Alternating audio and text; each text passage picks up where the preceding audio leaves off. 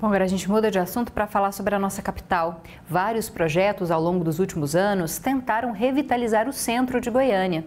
Um dos mais recentes é o Centraliza, que pretende incentivar a ocupação dessa região, tanto com moradores, com novos empreendimentos, quanto com estabelecimentos comerciais. Outra iniciativa é a realização de eventos culturais e artísticos no centro e o fechamento da Rua do Lazer para atividades de lazer. Para falar mais sobre esse assunto, nós vamos conversar agora com o Anderson Ferreira, que é arquiteto, professor e pesquisador. Ele já aparece aqui na nossa tela. Muito obrigada, Anderson, pela sua presença. Peço que antes da gente começar, você se descreva fisicamente para o nosso público cego de baixa visão. Claro. Meu nome é Anderson, sou um homem pardo, uso óculos, cabelos curtos e pretos e nesse momento eu estou usando uma camisa verde em tons claros. Bom, Anderson, qual que é a importância de falar sobre a revitalização do centro? A gente sabe que é uma região que acabou sendo desocupada ao longo dos anos, por moradores, até o comércio também nos últimos anos tem saído daquela região, a gente vê muito prédio abandonado, muito prédio para alugar, mas também é uma região que contém aí um aspecto muito importante da nossa cidade, que é a arquitetura Art Deco, como balizar esses projetos, pensando nessa conservação e na ocupação desse espaço. Bom, Camila, eu acho que você, no início da sua fala, você nos lembrou muito bem, Ao longo da história, nós tivemos, não um, não dois, mas vários projetos, de essa proposta de promover a revitalização do centro, E sempre muito cunhado na questão de que o centro está sendo esvaziado e abandonado.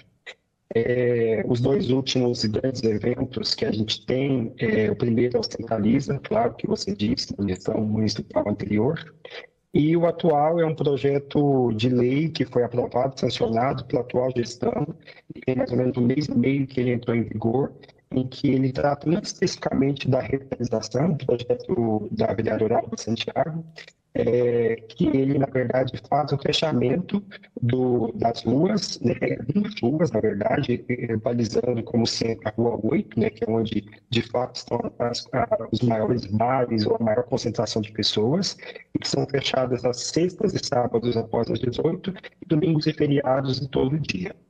O que a gente volta e nos centraliza, e que talvez o Cara Limpa lá atrás, e outros projetos que foram propostos, eles não conseguiram avançar e estão um pouco enterrados, porque o Cara Limpa mesmo, ele coloca na apresentação dele inicial, ele diz o centraliza, melhor dizendo, ele coloca assim, porque as pessoas deixam de investir no centro.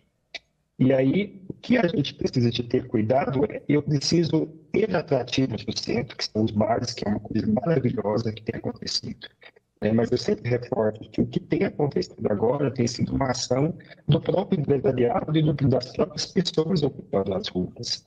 Só mais tarde que chegam as legislações para dar conta disso, claro, porque a coisa também ela precisa de ter um balizamento em âmbito de legislação, tanto no nosso caso municipal, Então, para esse uso, e essa legislação ela tem que ser exatamente para quê?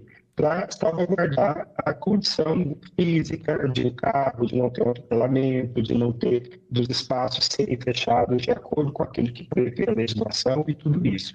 Mas a gente tem que pensar além disso, além de ocupar o centro, como que esse centro tem sido visto, Como eu disse há pouco, o Centraliza, ele tem um escopo muito interessante, muito valioso, mas muito se discutiu aí há 1 ano e meio, 2 anos atrás, foi exatamente porque os incentivos que se davam para estacionamentos. Então, tinha um incentivo de 15 anos para as pessoas comprassem um lote, fizessem uma demolição e fizessem um grande estacionamento, ela tinha incentivo de 15 anos.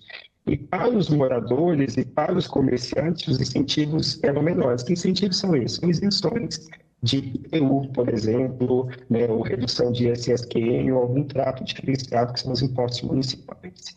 Então, o que a gente tem que pensar eu preciso pensar na questão do incentivo fiscal, mas eu preciso entender também para quem o interessante é que tenham pessoas morando.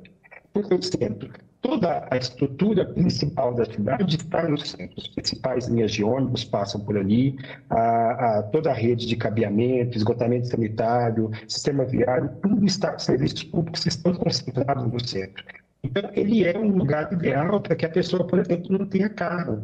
O que a gente tem que pensar nessas ocupações é exatamente baixar a questão, por exemplo, dos carros e investir muito mais na possibilidade de caminhabilidade. Quando eu digo isso, as pessoas andando a pé, meios não motorizados, como bicicletas, patinetes e outros, e também as pessoas usando o transporte público, né? Para quê? Para facilitar isso, mas a gente precisa de outras ações, não só pensar em revitalizar o centro, né, porque tem um acervo importante Art Deco e com características Art Deco, como o Teatro Goiânia, como a estação ferroviária, e que são pontos importantes de visitação, conhecidos internacionalmente, respeitados internacionalmente, mas que pouco são valorizados pela população, não porque a população não quer, mas por falta de conhecimento, por pouco acesso, pela dificuldade de acesso, e por essa imagem que o centro foi passando ao longo do final dos anos 80, início de 90, em que as pessoas foram saindo dos centros, morando nos condomínios horizontais, e os centros foram sendo abandonados, né, tanto apartamentos quanto escritórios, e houve, então, uma desvalorização dos imóveis, o que é consequente um prejuízo para o centro. Bom, a gente precisa encerrar a nossa entrevista, mas gostaria de agradecer o professor Anderson Ferreiro, que é arquiteto, pesquisador, e falou para a gente então sobre a ocupação desse espaço tão relevante para a capital, que é o centro. Muito obrigada, viu, Anderson? Até a próxima. Muito obrigado, até mais.